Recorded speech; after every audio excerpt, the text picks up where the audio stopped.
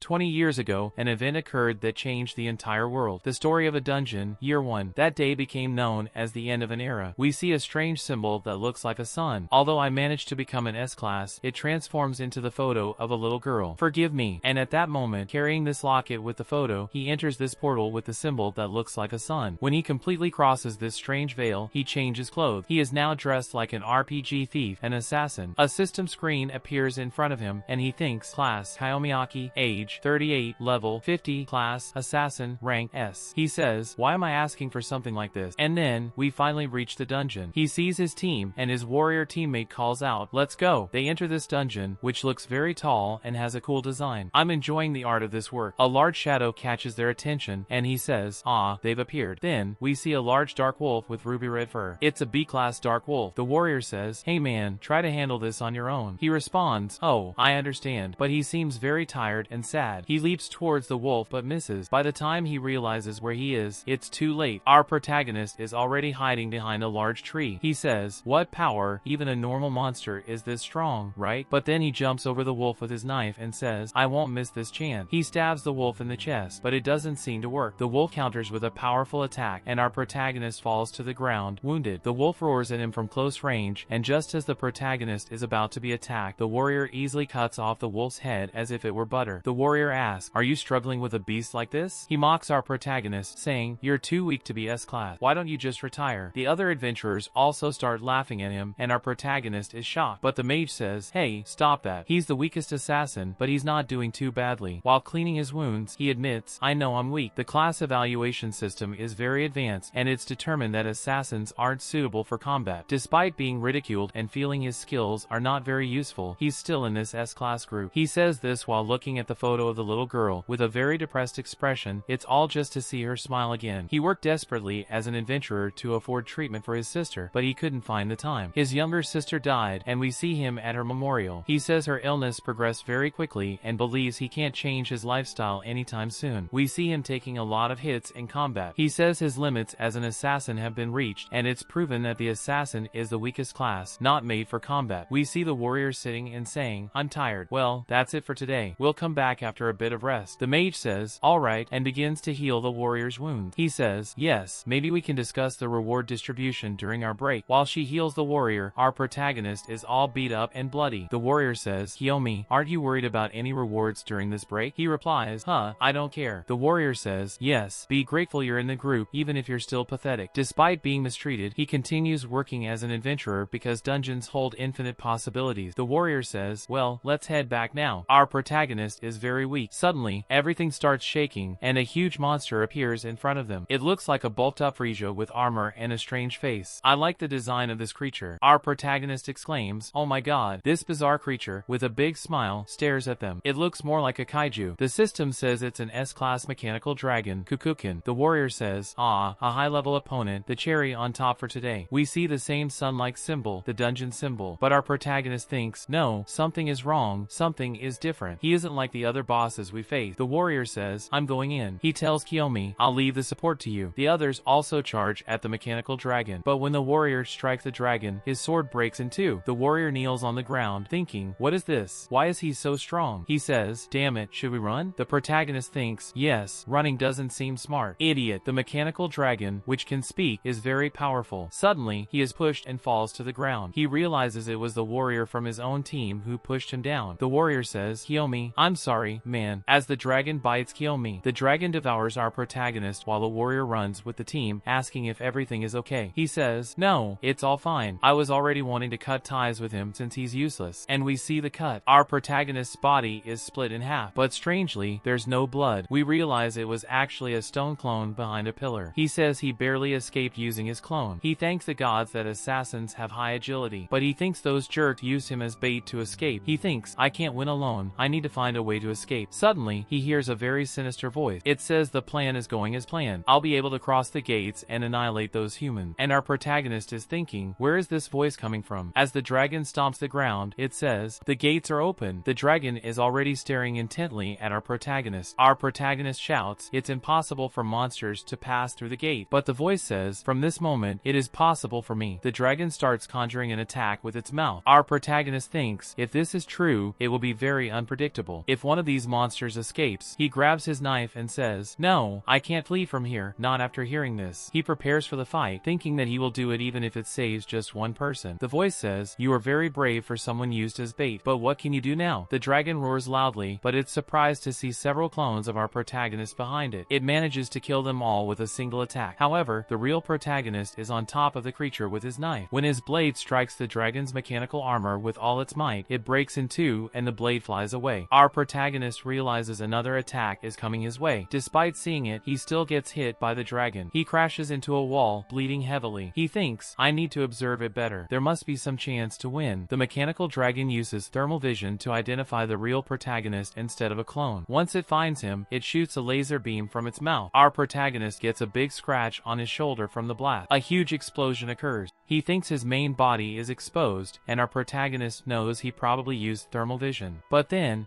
he notices something that really grabs his attention. He sees that same dungeon symbol, but this time on the creature's neck. He wonders, could this be the weak spot? Should I bet on this? He quickly grabs another knife and creates more clones, and the dragon thinks, "What?" The protagonist thinks, "It was bad, but I'm putting my life into this." The dragon tries to revive Kanturo with its claws, managing to completely tear off our protagonist's face. But he doesn't give up. With his broken knife, he heads toward the creature's neck and uses his skill, Phantom Cut. When he hits the symbol, the dragon screams loudly. He keeps aiming for that symbol, and the creature thinks, "What?" Our protagonist, all battered and messy, manages to smile. He thinks, apparently, this was the right move. We see him falling, saying, "This is also my limit. Being the weakest class, at least I tried to look cool." We see the mechanical dragon is still alive but gravely injured. It thinks, "Magnificent, it's the first time I've been pressured like this. I'll have to postpone my plan." It invokes a large symbol, saying, "We'll meet again." Our protagonist, with only one functioning eye, watches the scene. He says, "At least in the end, I managed to help the world a bit." Suddenly, a system screen appears, and a voice speaks inside his head, "Reward for subjugating the mechanical dragon alone. A mission bonus has been applied." The protagonist thinks, "Who are you? What are you talking about?" A system screen shows there is currently no mission. Still confused, he thinks, "No, for me, I'm dying now, it doesn't matter." Suddenly, we see someone turning off an alarm clock. It's 7 a.m. now, and we see what appears to be a much younger boy. He looks very scared and checks himself in the mirror. The protagonist, now much younger, says, "I'm alive, and I'm younger too." He thinks, "Why did I come back? Was it the dragon's influence?" He remembers the system screen, or was it that strange screen? Suddenly, he returns to bed and sees a notification on his phone. When he looks, it's a message. The message reads, "Big brother, your sister wants to eat lots of chocolate." He remembers his sister, Natsu, the same little girl from the photo. He thinks, "You're alive," and cries tears of joy. He wipes his tears, saying, "Okay, I can't hesitate now. I won't make the same mistakes again. This time, I'll definitely save you, Natsu." In the replay scene, we see him entering the hospital room, and he bursts in, startling his sister, whom he calls Natsu. He hugs her immediately and asks, "Are you real?" She asks, "Do you have a fake version of me?" In the hospital room, the protagonist starts watching TV. The news says the main treatment for this disease is still under research, but scientists are considering common medications like vaccines or pills. The protagonist thinks no drug will cure her. He believes they will eventually develop the right treatment, but it will take a long time. To endure until then, he needs to become an adventurer. He gets up, thinking, "If that's the case, I can't relax now. I need to register as an adventurer as soon as possible." As he walks down the streets, a system screen appears, informing him, "A quest has appeared for you. The mission is to sprint 10 times as if in a race, take 20 steps, and greet 30 people." He thinks, a mission? He believes this is the voice he heard in his head before dying, the reward for subduing the dragon. He thinks, let's try to complete this mission. Suddenly, he shouts, "Good afternoon," to an old man on the street. They face each other for a moment, then he runs off, his face all red, saying, "Ah, you're so embarrassing." He thinks, but if I don't say it out loud, it won't count for the mission. He makes 10 sprints, right? 10 of those runs. He can take 20 steps. He keeps thinking, this is a mission. Then he greets another lady. When he completes the 30 greetings, the mission is complete. The system tells him to receive his reward. It also says a substantial growth reward is given for the first mission. He evolves directly from level 1 to level 3. And the system says, please do your best again tomorrow. He thinks, level 3 already? No,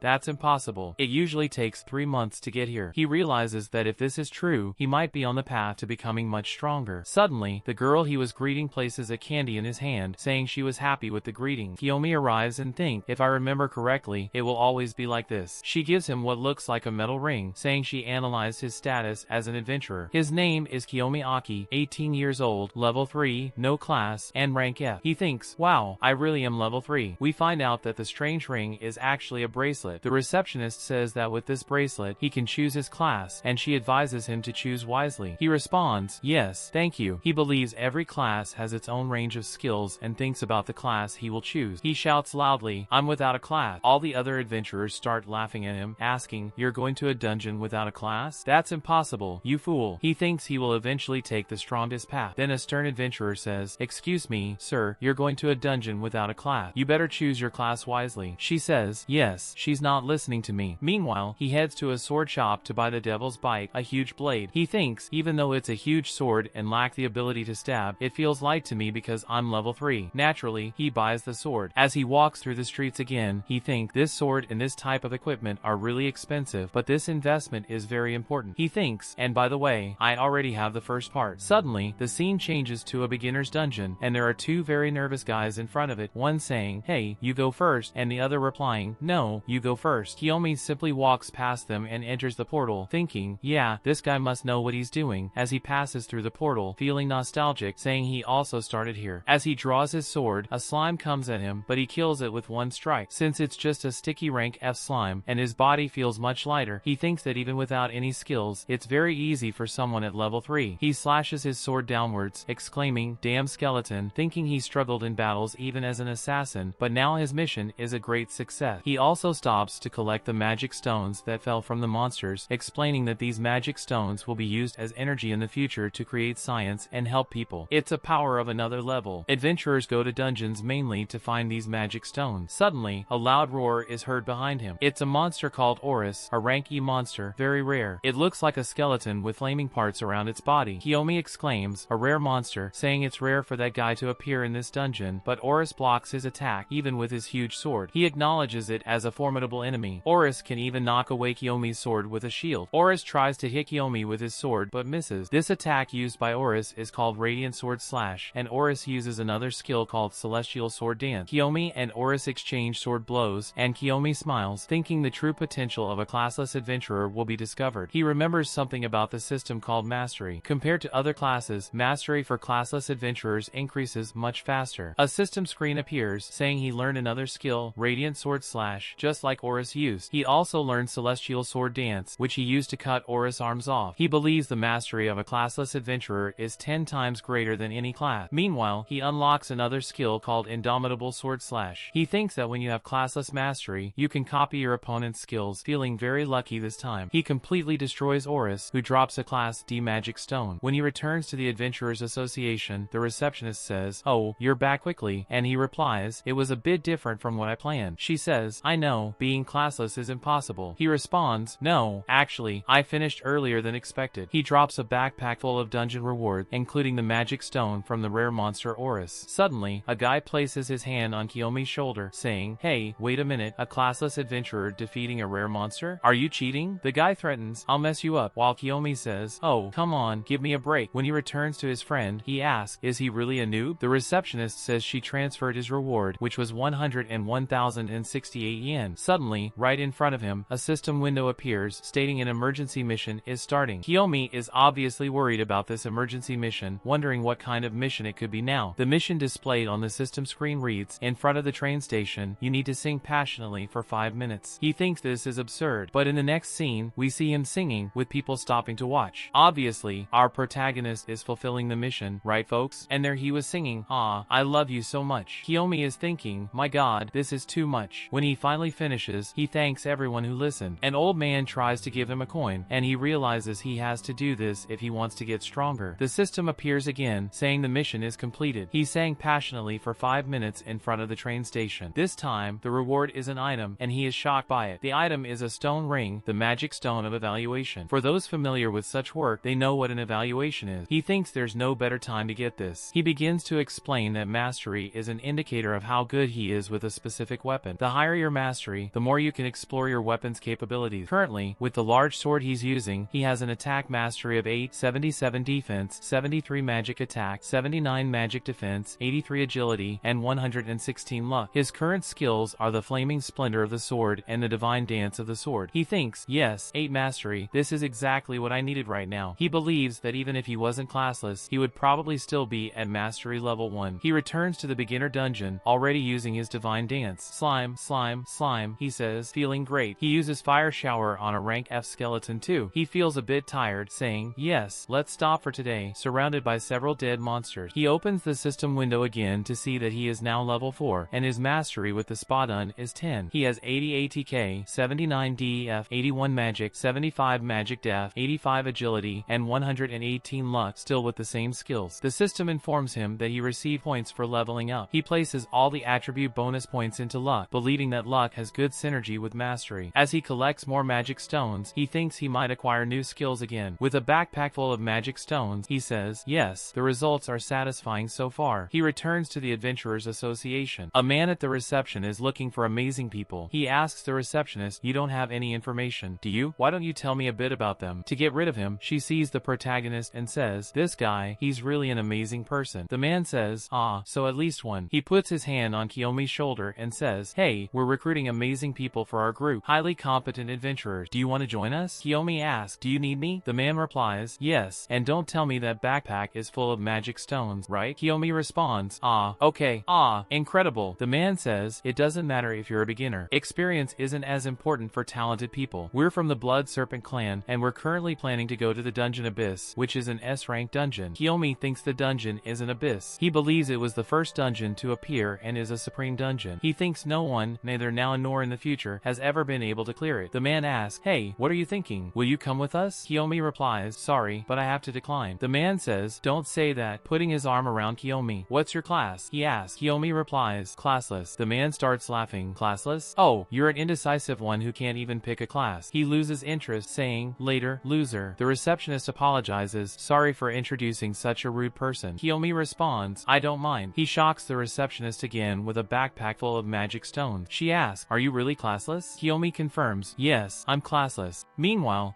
there's a woman watching them, and it seems people know her. She approaches Kiyomi, and the whole scene feels a bit subjective. She introduces herself with a flirty attitude, and he thinks she is exceptionally beautiful. She then says to Kiyomi, oh, sorry for eavesdropping, but I heard you managed to clear a dungeon all by yourself, despite being classless. He replies, yeah, I'm classless. He must be tired of saying it. I'm tired of saying it too. She gets all flirty, getting closer, and says, you're a very interesting person. Do you have any hidden advantage in being classless? He says it's a secret. She responds, ah, you're smart. I like you. She introduces herself as Alice Takagi from the Carnelian Wrath clan. My god, what a name, Carnelian Wrath. Carnelian is a beautiful name, a stone, if you search for a mineral. He asks if she will understand if he says he's S-rank. Alice responds, what does someone like you want from me? She explains that the abyss is in his sight, and she wants him as a partner. He looks back at her, saying, even though I'm classless? She replies, yes, even though you're classless, if you're strong, it doesn't matter. She extends her hand to him, but he wants to keep information about exclusive mastery to himself for now. He thinks about what to do next, but he shakes her hand firmly and says he will do everything possible to achieve his goals. She responds,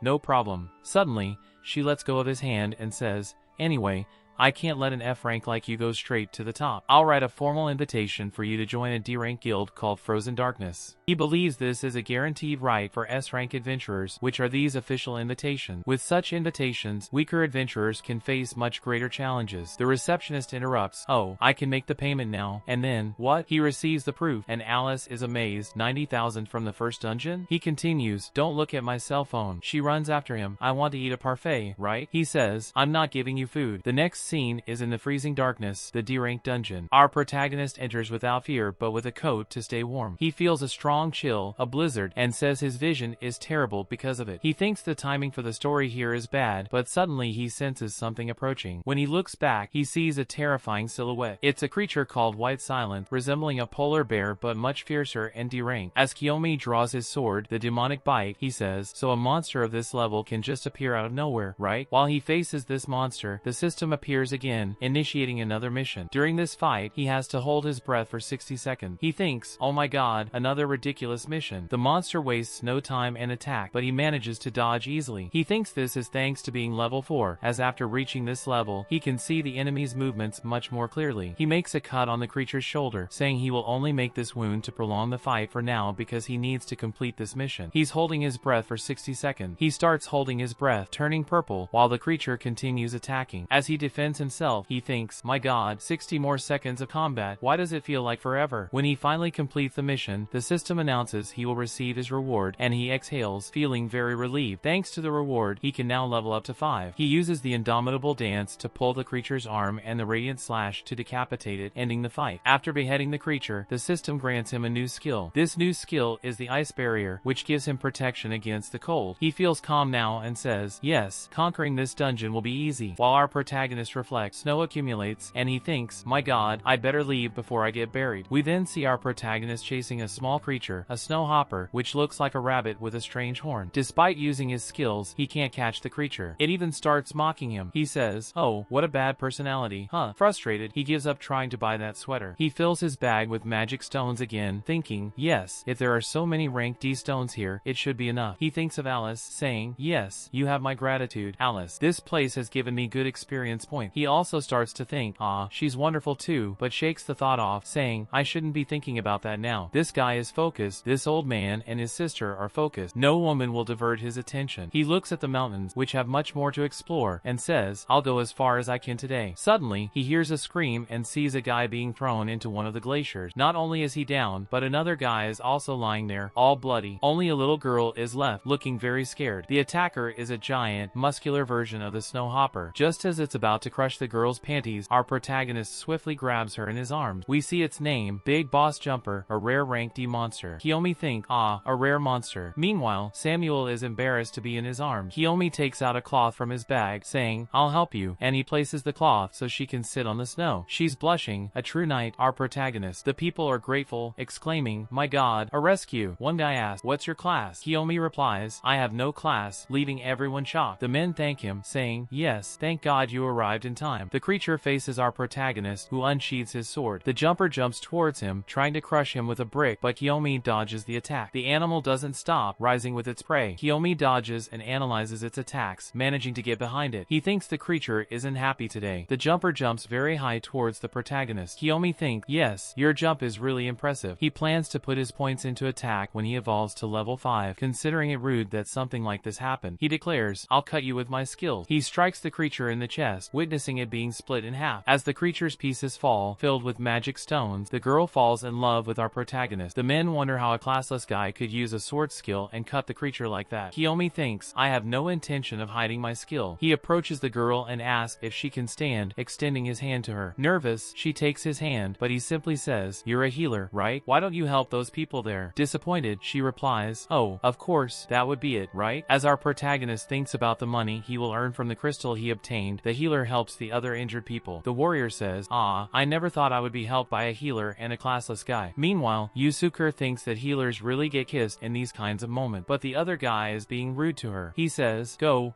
hurry up and help me. She becomes increasingly nervous, talking about being a mage. He says, I put you in the group for this. Stop being weak and heal me. While she heals him, Keldon thinks they don't see her true value. The mage says, ah, you're too slow. I'll kick you out of the group if you don't improve. She becomes desperate and starts crying, but the priest says, yes, please expel her. You already have so much potential to be wasted here. Come to my side instead. She starts crying, now out of happiness. She asks, is this a marriage proposal? Meow. The protagonist says, in summary, you're terribly mistaken. But he says that she will become the strongest viper he knows. He asks if she believes him and extends a helping hand. The scene tries to create an awkward angle but ends up looking beautiful. Ellen Kuda looks at him and says that somehow he is different from the others. She holds his hand and says, I trust you. She presses harder, saying, I really want to believe in you. Kiyomi says, then leave it to me. But the moment is interrupted by Kiyomi, who says he has more things to do and needs to go now. He bids her farewell. She stands in the snow, super confused. She returns to the Adventurers Association. When he returns, the receptionist asks, oh my god, so many things. I don't know if you can see, but there are many magic stones from the freezing darkness. She takes the magic stones and says, yes, I'm sure I'll promote you to Class E. The young man thinks, yes, thank you. With Class E, he can enter a rank D dungeon without without an invitation. The receptionist thinks, wow, I've never heard of a classless person being promoted before. This explains a bit about the ranking system. If you become rank E, you can enter rank D dungeons and are no longer considered a beginner. Basically, you can enter a dungeon one rank above your own. He has already earned over 200,000 yen and thinks, yes, that's good money. He decides to buy a present for Nat and gets a bag full of cupcake. He knocks on the door. Natsu, I'm coming in. The nurse thinks, oh my god, so many cupcake. When he arrives, Natsu is still sleeping. He admires her a bit and even makes a face. He sits next to her, determined not to let anything bad happen to Natsu this time. He's gathering the pieces to fulfill this purpose. He feels lucky to have found that healer so soon. She will be essential for Natsu's treatment. When he tries to store the cupcakes in the room's refrigerator, he realizes there isn't enough space, so he starts eating half of them to make them fit. A nurse passes by, thinking, did he eat all that? In the hospital courtyard, it was already night. Kelvin says, I wanted to tell you I completed my mission. The person he's talking to is Alice. She says, so you really went through the freezing darkness being classless, right? He replies, yes, it's thanks to you that I'm getting stronger. We see Alice. She's wearing pajamas. She says, ah, so you have expectations, right? She asks, do you want me to tell you about other dungeons? He says, no, not really. It's someone I want to train. He says he knows she has many connections and information. Alice says, yes, of course. Kiyomi tells her that the healer is very promising. He wants to join a group with her and the necromancer. Alice smiles, saying, you have some strange methods. Kiyomi says, it's more interesting this way, isn't it? He thinks that the synergy between the healer and the necromancer could make him stronger. This is knowledge still unknown at this time. Alice says, yes, I can do that for you, but you will owe me one. He thinks the healer might get jealous of this, but says, okay, I'll leave this task to you. Alice says, okay, I'll take care of it for you. Kiyomi and Alice share a moment, with her being all excited. She says he's an interesting partner. When he returns to the association, the receptionist is happy, saying, yes, you're class E now. Congratulations, Kiyomi. He says, thank you. The woman thinks he's very cold and says that becoming class E deserves respect. Many people give up before reaching class E. She tells this to Kiyomi, who is already S-class. Suddenly, a group of 3 adventurers called the Revenants enters the association. They have menacing looks, and the receptionist explains they committed a crime at the association. Even the other adventurers are afraid of them. The receptionist says they need a leader for the Revenants, calling it a difficult task. Kiyomi says, leave it to me. The receptionist asks, are you serious? Everyone is afraid to take on this task. Kiyomi says, it's fine. He thinks this task will also bring him money, which is important because he wants to save his sister. He claims to know these so-called Revenants well. He thinks about how much he should get involved in this, maybe just enough to get some information and the money. The receptionist says, ah, I understand. She thanks him because he's helping her a lot and hands him a contract, saying, I'll leave this for you. In the next scene, we see an electric collar shocking one of the prisoners. A police officer demonstrates by putting one on the man's hand, saying it's an electric collar, and if they step out of line, just give them a shock. He thinks that even though they are prisoners, if they have talents, they can work as adventurers. He already has the bracelet to shock the prisoners. The officer warns, if they do anything suspicious, press the button. One guy says, hey, you know we have human rights? But the officer responds, shut up. Another prisoner asks, so, master, what's your name? He replies, Kaimiyaki, and this is the last conversation we'll have. They unlock the prisoner's cuffs. One of the prisoners says, it looks like our supervisor today is a bit more tolerant than the others. I'll check this out. Another says, okay, I'll leave it to you, Mr. Supervisor. They enter a dungeon that looks like it's on fire. They are literally entering the depths of hell, which is the name of the dungeon. It's a D-rank dungeon. The chubbier one says, wow, they gave us a really difficult task again. Don't you think they're being too cruel to us? The one in front says, I don't remember. He looks back, and our protagonist says, this person is also giving us an opportunity. Suddenly, the Revenants start glaring at our protagonist with an ugly look. He tries to press the bracelet button to shock them, but it doesn't work. He thinks, why isn't it working? But the guy simply grabs the collar and breaks it easily. They all do this effortlessly. Later, the guy says, oh, it was bad. I don't hold a grudge against you, but you're going to die here today. The system appears, initiating another emergency mission. This one is a bit more difficult than the usual ones, right? It simply says, defeat all your enemies. He thinks, oh, seriously. He realizes that the system missions are synchronizing with what he's doing, according to the context of his situation, because now he really needs to defeat all the enemies to get out of there alive and still complete his mission. But just as they are about to start the fight, what looks like a giant worm emerges from the lava. This monster is a D-rank flamecrawler. It's about to attack everyone at once, but heads toward the prisoner in front. The prisoner defeats the creature with a single punch, saying that even though he's D-rank, he's about to become C-rank. He thinks the guy's class is fighter, which is why he punched that way. He thinks, I can win this. The guy wastes no time and uses his skill, rushing toward our protagonist. All Kiyomi can do is dodge the punch, but the stone behind him shatters. He's impressed with the guy's strength. Meanwhile, another prisoner is digging for something and finds a stash. Inside, there's armor, an axe, and a hammer. Each of them equips one of these. The leader says that with this equipment, they are invincible. He thinks that if he could use his analysis, he would see the truth. The fighter class isn't compatible with any equipment. Kiyomi manages to block the guy's punch with his sword blade. Meanwhile, the armored guy charges at him. He realizes that this class has devastating power. He can defend himself with the sword, but because of the armor, the guy doesn't suffer any damage. He thinks fighters also have very high defense, which comes with restrictions. He says this while retreating. The fighter class has many disadvantages in proficiency. He thinks he has a chance to win here. He starts with the guy with the axe, trying to disarm him, but it doesn't work well. As he dodges the axe attack, Kiyomi gets hit on the head by the armored guy and falls to the ground. He thinks, as expected, fighting 3 people of a higher rank is very difficult, but he feels the difference in proficiency. He takes a deep breath, thinking, I can handle this. The guy with the knuckles says, this kid can actually fight. He tells the others, don't hesitate, let's go all out. The 3 of them use the fighter class's special skill, physical enchantment. At that exact moment, the system sends a message saying he has acquired a new skill. The guy with the axe yells, loser! It's like we're going to lose to a classless guy like you. But when he realizes what's happening, Kiyomi is already close, with the blade near his chest. The guy panics at the speed. Kiyomi calmly says, classless people learn quickly. The system announces that the skill he obtained is physical enchantment, just like the fighters. He uses his flaming blade on the guy's shoulder, causing a lot of blood. Kiyomi says,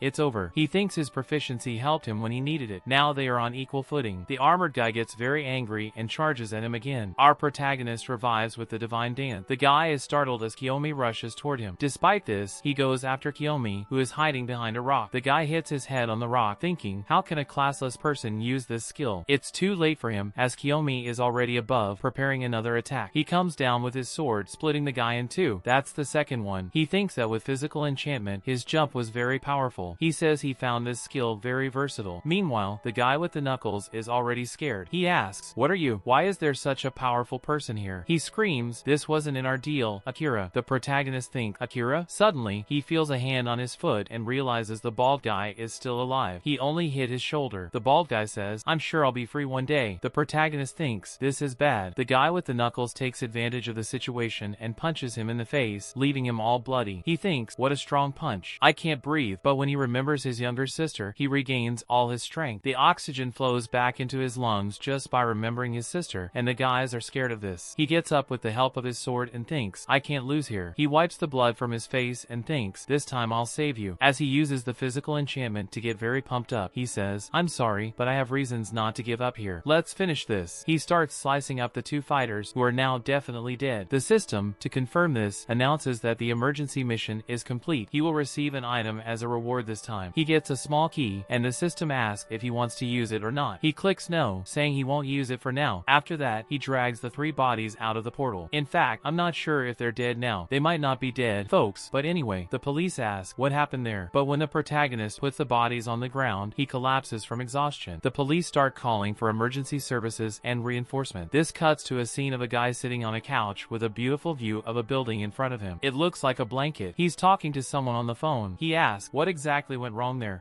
The person replies, sorry, there was interference. He asks, interference? Who is this interference? The person provides the information, and it's Kaimiyaki. The guy asks, is this some kind of joke? The other person says no, the information is correct. He asks, an earring classless? Interesting. And we see that this guy is Akira, and he is a model and streamer. He says, you don't think you can get away with messing with my subordinate, do you? It turns out that his main job is being an S-rank adventurer. He is the founder of the Blood Serpent, the same clan that tried to recruit the protagonist earlier. Meanwhile, our protagonist at home isn't wasting any time. He's already doing more than 100 push-ups, counting 112, 113. He thinks that the wounds from the last fight haven't fully healed yet, but he still wonders who those guys were. They were tough opponents. He thinks, I also need to get stronger. I need to become someone who can't be defeated. Suddenly, he looks at the same key he hadn't used before. It's an adventurer's level 5 key. He sits on the bed with it, drying his sweat. He thinks, yes, I got this anyway. He opens the system screen again, and this time accept. A portal opens behind him out of nowhere, and he is sucked into it. When he teleports, he falls flat on his face, but at least he lands on sand, so it's not too bad. When he realizes it's sand, he looks up to see where he is. He finds himself in a vast desert with a blazing sun overhead. The system notifies him that this is a dungeon called the Solar Stone Labyrinth. He's shocked to be in a dungeon, as he wasn't prepared for this, especially being thrown into the middle of a desert. His biggest concern at the moment is that his clothes are full of sand. He walked through the desert for a long time. It's very hot, and he's already sweating profusely. He thinks that no monsters have appeared so so far and wonders why. Suddenly, he steps on something and manages to unearth a magic stone from the sand. He thinks, a magic stone? No, it can't be. Is this a mining dungeon? He says it's an extremely rare type of dungeon and realizes it too late. He keeps saying that in these mining dungeons, you can obtain various very rare magic stones. He's looking for one in particular. After digging a lot and unearthing many magic stones, his hands are already bleeding from digging so much. Finally, something catches his attention. He says, got it, I found it. It's a lunar magic stone. He says, there really was one here. He hugs the stone to his chest, saying this could help with Natsu's illness. He never imagined that a system reward would lead him to find this stone. He explains that Natsu's illness is considered a magical vortex and that there's only one way to cure it. It's by making medicine with this lunar magic stone. Holding the stone, he thinks he needs 9 more. He needs 10 in total. He thinks he'll need a lot more of them. He starts digging desperately in the sand again. After a long time, his hands are bleeding heavily, but he can't find any more. Suddenly, the system notifies him that his time is up and the dungeon will close now. He thinks, no way. When the portal opens behind him, he desperately tries to dig more, but as the portal pulls him in, he says it's still not enough. He is thrown back into his room again. He bangs on the wall, begging to be thrown back in. He smears blood all over the wall. This is because it's still not enough for him. Then he lies on the bed more calmly and realizes that after so much digging, he only found one of those stones. He thinks he needs to be in a mining dungeon again, even if the mission is extremely difficult. He will take any mission just to find another mining dungeon, no matter how many times it takes. Suddenly, he feels something on his back, something bothering him. He realizes he had another stone stuck to him, and he says, oh, I brought this back too. He realizes he only brought these 2, the rest were useless magic stones. He picks up the stone that looks like amber with a mosquito inside and says, should I take this to a specialist? When he goes to take a hot bath, he feels a lot of pain. His hands are burning badly. The next day, early in the morning, he goes to the hospital. He knocks on the door. Natsu. The nurse thinks he brought something new today. She's very happy to see him, obviously. He says he has a present for her today. He shows her a necklace with a lunar stone, which is a kind of salvation for her, right? She says, I think I don't need this, brother. He asks, why? She says, it's a bit tacky, sorry. He is completely shocked by this. He says, okay, I'll go back to work. He asks, you really don't want it? She says, okay, it's fine, good luck at work. He leaves, very sad, and puts the necklace on himself. The nurse asks, did he get the present for himself again? After that, he goes to the analysis department. He's there looking for a stone inspector. We see a guy with a very, iconic appearance, right? The guy says, yes, I'm a stone inspector. The protagonist thinks, this guy is very suspicious. The guy says, I may not look it, but I'm very good at what I do. The protagonist thinks, now he's reading my thought. The guy immediately notices the rare lunar stone necklace and says it's very valuable, but the protagonist says he's here for the other stone. He puts the amber stone with the mosquito inside on the table. The guy starts analyzing it and says, my friend, this product is extraordinary. When he says a product is extraordinary, Kiyomi asks, how is it so extraordinary? The evaluator responds that it's a magic stone that can add magical effects to weapons. The protagonist thinks, so it's an enchantment stone, right? He starts recalling his past life when he couldn't get any good stones. You can even see it in his eyes as he remembers. The guy notices that he stopped to reflect and says, you thought these things weren't that rare, huh? This specific magic stone is called the Amber Magic Stone. The mosquito inside it is a monster called Shirgui. The guy says, don't underestimate it. When you enchant your weapons with this stone, do you know what happens? The man gets all excited and says, you won't need to work anymore. Kyomen stops, looking puzzled. The man asks, hey, aren't you interested? Isn't it amazing? You won't need to work. Kyomen remains reflective. What do you mean by that? The man explains that the Shirgui absorbs the souls of the monsters it consumes and make them its subordinates. In other words, the creature is a necromancer. Or you'll acquire the same ability as Shirgui, imbued with it. We won't know until we try. Kyomen thinks to himself, okay, this sounds very exciting. He asks, can you enchant the sword? The man responds, yes,